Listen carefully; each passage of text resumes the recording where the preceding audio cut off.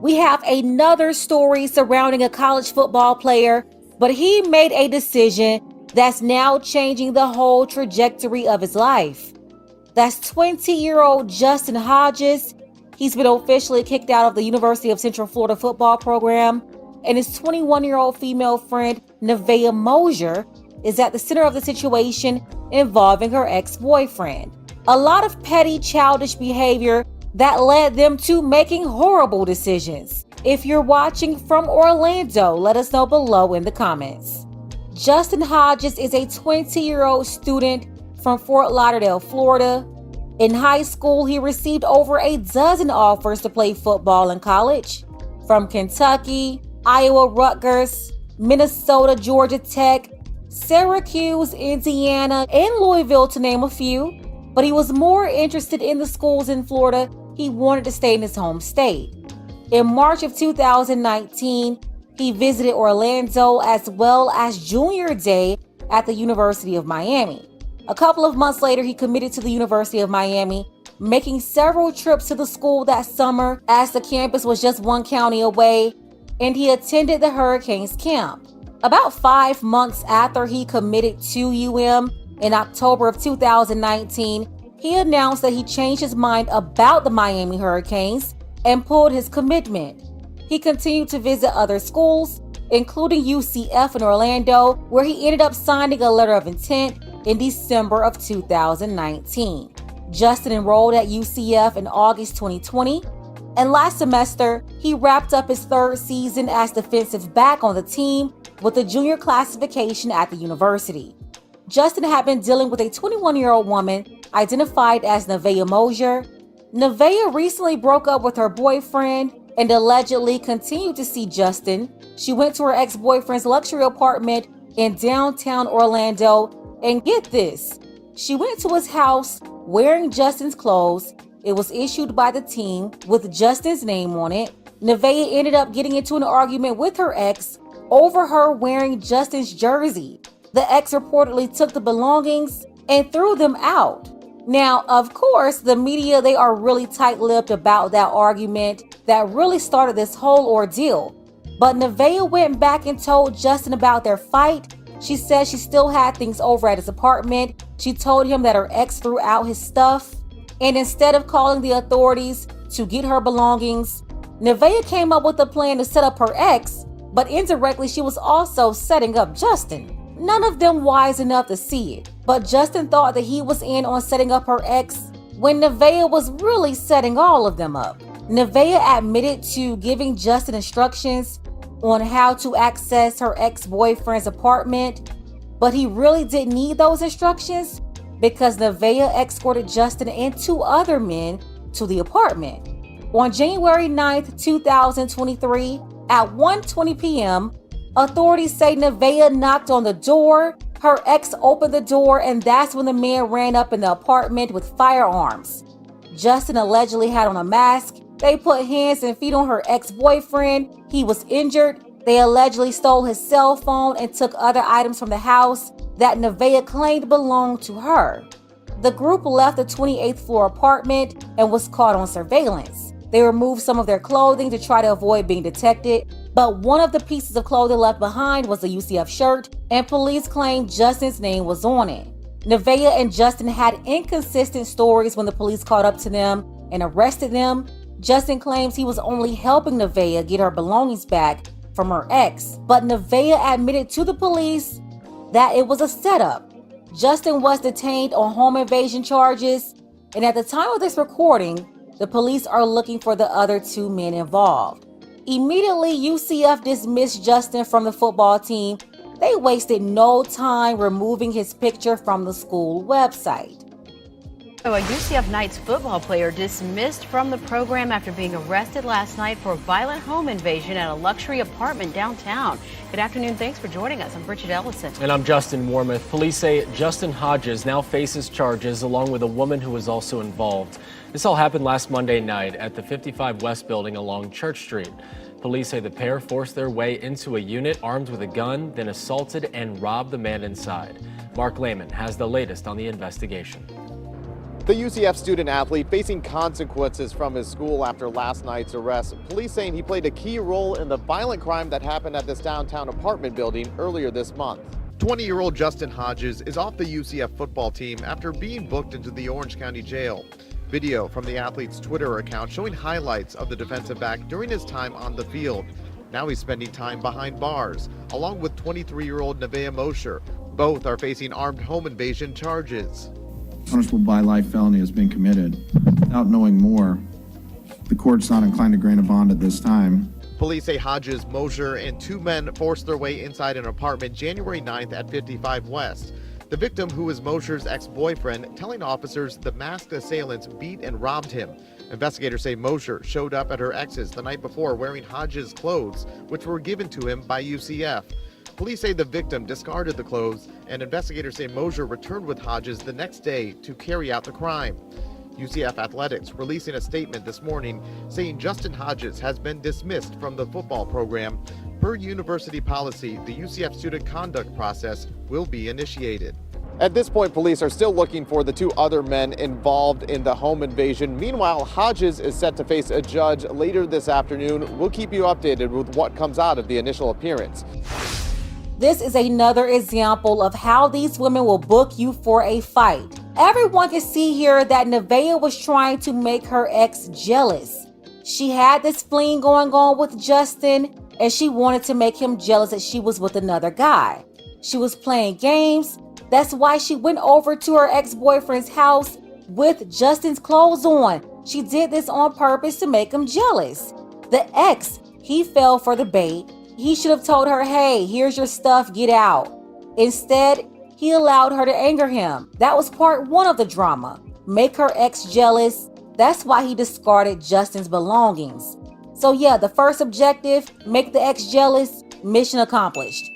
After she started this initial argument with her ex, she then ran over to Justin with the intention of making him angry at her ex so she could put the battery in his back to go over and get back at him the next day. You know, she was mad at her ex for whatever he did or said during their argument, an argument that she started. And Justin, like a lot of young men, they weren't taught how to deal with these kinds of situations. No one schooled them on these hyenas and taught him how to identify these games. The manipulation tactics, all of that. The coaches through middle school and high school and college, they taught him football, but nobody taught him these lessons on these women. I got a whole lot better IQ-wise, smarter at that position. I learned a lot of new stuff from people that play inside in the NFL, stuff like that, coached me up on the position. I just feel more comfortable. What do you like about playing for Coach Addison Williams and Coach Gibbs? Guru, I love playing for them. They just put you in the best opportunity just to succeed, how to just be great. What's something you've learned from one of them? Technique? Yeah, technique, just knowing stuff, like IQ-wise, knowing what's coming before it comes. So yeah, he easily got caught up with her. If the mission was for her to get Justin to confront her ex in some sort of way, mission accomplished. Justin allegedly ran up in that man's house armed, then attacked the man. Then as soon as Nevaeh got down to the police station, she admitted everything. So you already know what's going to happen here. She was the mastermind behind it all, but now she's going to end up getting some sort of deal with the state to help them put Justin and the other two men away. This young man, Justin, unfortunately threw away his whole life. All the opportunities, made it out of Lauderdale, but couldn't make it out of this Jezebel's trap. Ran right into the trap. When Nevaeh came over there talking about her ex, Justin should have told her, bye. Go work out your boyfriend issues on your own. Because let's be honest, she was talking to both of them at the same time. And it seems like she was trying to officially break up with her ex. Both of these men set up. The ex-boyfriend could have easily lost his life. Those men had guns. Or he could have had protection and deleted one of them. But we already know 9 times out of 10, the state, they're going to give this woman a deal and allow her to skate through this process unscathed. Let's go ahead and get the conversation started. Another guy throwing his life away.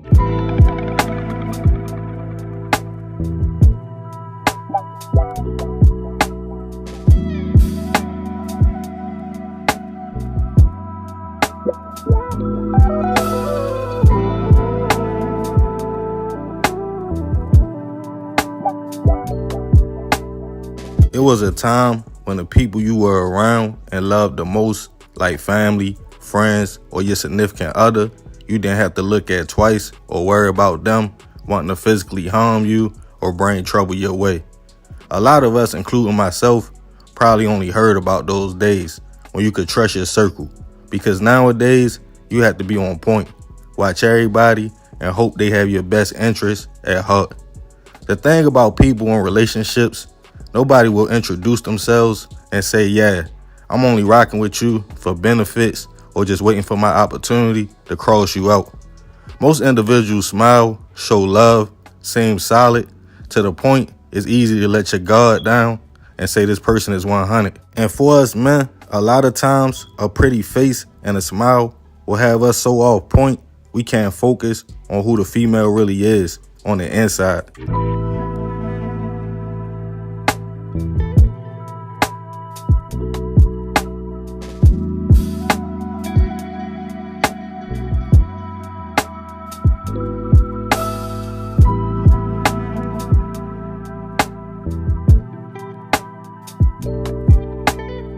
When we have love for a woman and make her our girl, I know women don't think this, but for most dudes, that's them saying, I trust you and have feelings for you.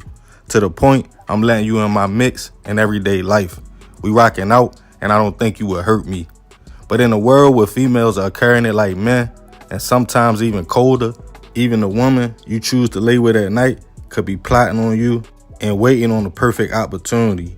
And depending on the motive, the outcome could be fatal. And on this episode of Hood Tales, we'll be taking it to Chicago, Illinois, to discuss a case of a man backdoored by his girlfriend so she could pay off a street debt. Back in 2019, 30-year-old Eric Hamilton was navigating the streets of Chicago. Eric was very popular around his way and always liked to have fun, go out, and be the life of the party. The young man seemed to have a tight circle of friends and people he rotated with, and also had no problems in the area of getting female attention. Nicknamed E-Money, he prided himself on just that, being smooth, politicking with the ladies, and getting money. But one person seemed to have a special spot in Eric's life, 27-year-old Yahawah Jackson. Eric and Yahawah had been in an on-again, off-again relationship, and she seemed to be the one woman Eric would put a title on and call his girlfriend. By July 2019, the couple had patched things up again and were back rocking tight. But the young lady had a few secrets she wasn't telling her man. For one, she was engaged to somebody else. And the second, she had found herself in some trouble in the streets. Allegedly, a gun came up missing around the way, and Yahawah's name kept coming up in the mix. And the person who was accusing her of taking the gun wanted to be cashed out for it, or she would face street justice. Instead of telling E about the people she owed, she decided to come up with a plot to make things right. On July 25th, the couple prepared to go out on a night on the town, and E was planning to take Yahawah to a party with him. After a long night of partying, all the way until about 3:30 a.m., the couple headed back to E's apartment at Park Manor on the 6700 block of South Wabash. As the couple walked in the home, tired, E walked back to his bedroom, and Yahawah stayed behind in the living room. She texted somebody before opening the window. Trusting his girl, E paid it no mind. Then about 4 a.m., a man entered the apartment through the window and went straight to E's room. Gun in hand, the man demanded some grass that he felt E had. And before he could even respond, multiple shots went off, hitting E, before the shooter put a pillow over his head while E screamed out for his girl and shot again. But Yahawah was already gone with the grass, and the shooter now was gone too. That same morning, when E didn't respond to calls or texts from family and friends, they all decided to go check on him at his spot. When they got there, they found E shot multiple times and called CPD. When police responded to the house, they quickly realized, unfortunately, E had already passed away from his injuries, including a gunshot wound to the middle of his head. After talking to his peoples, police discovered E was alive and well at a party just a few hours earlier. And he didn't attend the party alone. He had his girlfriend with him. Detectives searched Yahawah's name on social media and felt something was off immediately. when just hours after the shooting, she posted on Facebook asking did anybody want to buy a gun.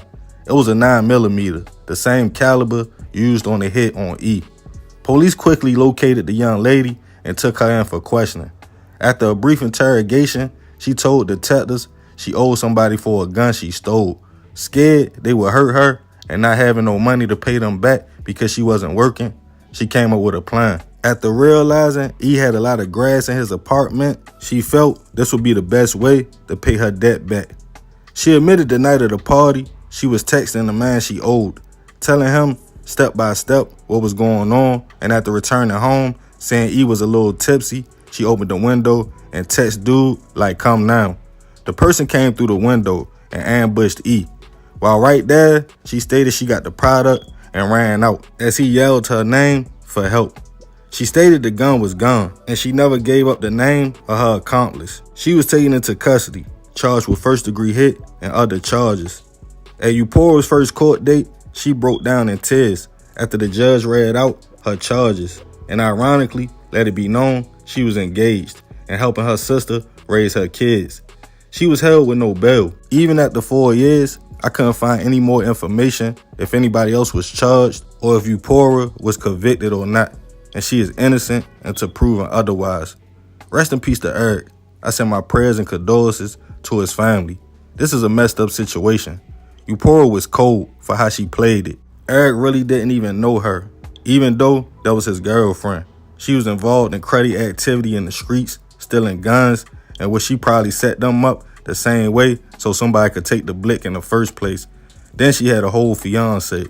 I know when E saw the shooter and realized the girl he trusted wasn't scared of nothing and helping searching for his pack, he felt super betrayed, to the point he still yelled her name because he couldn't believe it.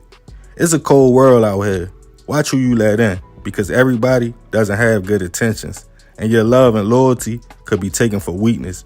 She already knew she could go back to E after leaving and coming back multiple times, but what he unfortunately didn't know, she was living a double life, and him letting her back in cost him his life. So remember, we gotta succeed not to fail, so we won't be just another hood tale.